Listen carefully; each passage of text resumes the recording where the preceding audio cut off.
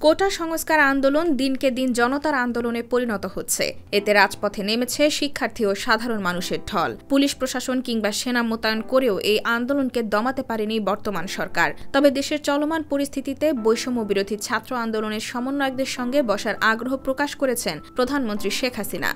শনিবার গণভবনে পেশাজীবী সমন্বয় পরিষদের কেন্দ্রীয় নেতৃবৃন্দের সঙ্গে বৈঠকে এই আগ্রহের কথা জানান তিনি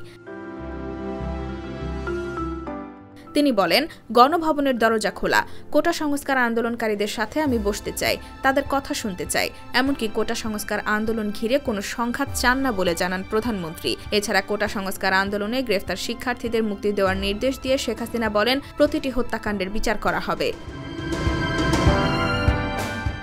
প্রধানমন্ত্রী আরও বলেন, বিশ্ববিদ্যালয়, স্বায়ত্তশাসিত প্রতিষ্ঠান ও সরকারি প্রতিষ্ঠানে প্রস্তাবিত প্রত্যয় পেনশন ব্যবস্থা বাতিল করা হয়েছে। এ সময় কোটা সংস্কার আন্দোলনে রংপুর রোকেয়া বিশ্ববিদ্যালয়ের শিক্ষার্থী আবু সাইদকে হত্যার সঙ্গে জড়িত পুলিশ সদস্যের বিরুদ্ধে শাস্তিমূলক ব্যবস্থা নেওয়ার কথা বলেন প্রধানমন্ত্রী। তিনি বলেন, ওই ঘটনায় জড়িত পুলিশ সদস্যকে বরখাস্ত করা হয়েছে, তদন্ত করে তার বিরুদ্ধে ব্যবস্থা নেওয়া হবে।